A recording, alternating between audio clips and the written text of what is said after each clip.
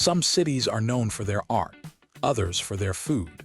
Prague, in the historical capital of Bohemia, is known for many things, but it has one political tradition that is uniquely its own: throwing people out of windows. They even have a special word for it: defenestration. This happened 3 separate times, and the third one in 1618 started a war that killed millions. Let's set the scene. The date is May 23, 1618. We are in Hradčany Castle, overlooking the city of Prague. A furious delegation of Protestant nobles has stormed the offices of the 2 staunchly Catholic royal governors, representatives of the Holy Roman Emperor.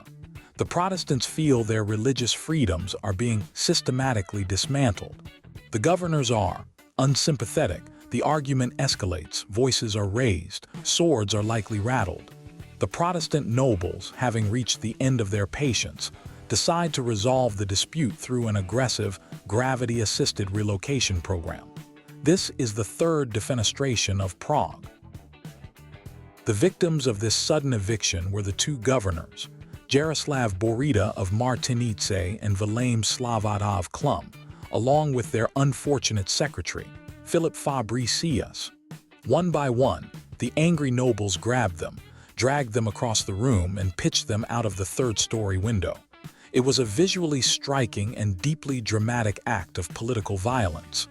A clear, unambiguous message sent to the emperor hundreds of miles away. It was also, technically, attempted murder. But to the men doing the throwing, it was something more. It was a performance. Because this wasn't their first rodeo. The act in 1618 was a deliberate callback, a conscious echo of a previous, even more famous event. As they were about to commit the deed, the Protestant nobles reportedly declared they were acting in good Bohemian style. This was a direct reference to the First Defenestration of Prague, which had happened almost 200 years earlier, in 1419. Throwing officials out of windows wasn't just a spontaneous act of rage.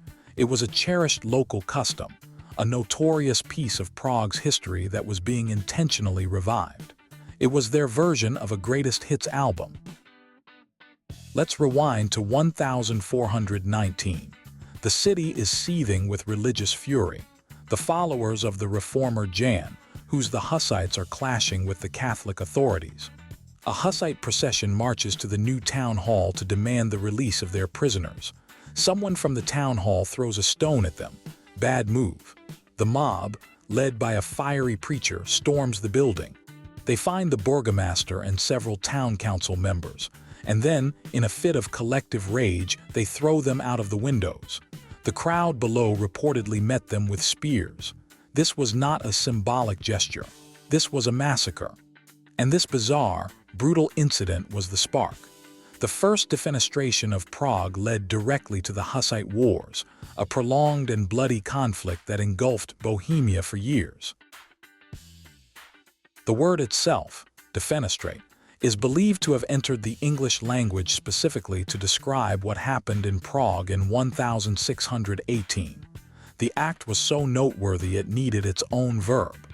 It comes from the Latin, demeaning out of, and fenestra meaning window, but it was never just a word. In the Middle Ages and early modern period, defenestration was a recognized, if not exactly common, form of mob violence. It was a way for a community to collectively commit a murder, spreading the guilt and turning an assassination into a public spectacle. It was lynching with a theatrical flair and a better view. Back to 1618. The 3 men have been tossed. The statement has been made. The Protestants of Prague have crossed the Rubicon. But they didn't just start a local rebellion. They lit the fuse on a bomb that was waiting to go off. This single act of rebellion in a provincial capital triggered the 30 Years' War. It became the inciting incident for a conflict that would eventually drag in nearly every major power in Europe, from Sweden to Spain. A war that would reshape the continent. And it all started because some angry gentleman decided that a strongly worded letter just wasn't going to cut it. They chose instead to send a human telegram. This is the moment we need to talk about the why. Why windows? Because it's humiliating. It's public. The fall is a final, damning judgment. There's no dignity in it. It's the ultimate summary removal of an adversary. In an age without 24-hour news, it was the most viral message you could send. Everyone in the castle courtyard, everyone in the square below becomes a witness. They see the old power being literally ejected from the seat of power.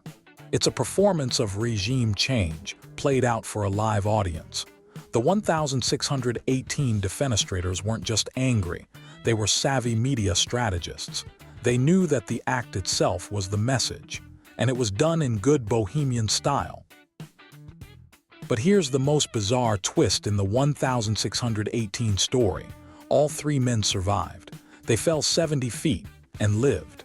The two governors were injured, but their secretary, Fabricius, was apparently spry enough to run and get help. How? Catholic propagandists immediately claimed it was a miracle. Angels had caught the righteous men and gently lowered them to safety. Protestant propagandists had a different, less divine explanation. The men had survived because they landed in a giant, steaming pile of horse manure that had accumulated in the castle moat. Divine intervention or a soft landing in dung. History has never quite decided. Either way, the failed assassination was ironically more effective at starting a war than a successful one would have been. Now, any sensible person would look at this track record and conclude that defenestration is a bad way to solve political problems. The 1,419 incident led to years of brutal warfare. The 1,618 incident led to decades of even worse warfare. But here's the historical curveball. There was another one, a second defenestration in 1,483. We don't talk about this one as much, maybe because it's the exception that proves the rule is insane. This was another case of religious and political tensions boiling over, with officials being thrown from windows. But this time, the outcome was completely different. The second defenestration of Prague in 1,483 actually worked. Instead of triggering a war, it shocked both sides into coming to the table. The act of violence was enough to break the political deadlock, and it directly led to negotiations that helped establish a religious peace in the country, a peace that lasted for 31 years. Let that sink in. The exact same method of political problem solving that, on two separate occasions, plunged the country into chaos, on one occasion brought about a generation of peace. The moral of the story is, what exactly? That political violence is a high-risk, high-reward strategy. That sometimes you have to throw a guy out a window to get everyone to calm down. History is not obligated to make sense. This is the city that was once the capital of the Holy Roman Empire. The city of great kings and emperors like Charles IV and Rudolph II, who made Prague a center of learning and culture. Home of Charles University, the oldest in Central Europe, a jewel of a city. And yet, its historical identity is inextricably linked with this one, specific, incredibly weird form of political expression. You can build the most beautiful cathedrals and bridges. You can patronize the greatest artists and scientists. But if your citizens make a habit of throwing their leaders out of windows, that's what people are going to remember. It's the ultimate lesson in branding. And they remembered 1,618. The war it unleashed was one of the most destructive in human history. The 30 Years' War was a relentless meat grinder of religious fanaticism, political ambition, and pure opportunism. It affected the lives of millions of people across Europe. Entire regions were devastated. Armies marched back and forth across the German states, living off the land and leaving plague, famine, and ruin in their wake. Some estimates suggest that the population of the German lands was reduced by as much as a third. All this suffering, all this death. A continental cataclysm, triggered by a dispute in a single room that ended with 3 men falling into a pile of manure. This is the part of the story that isn't funny. The good Bohemian style had consequences that rippled far beyond the castle walls. For the ordinary citizens of Bohemia and the wider empire, the defenestrations weren't quirky historical anecdotes.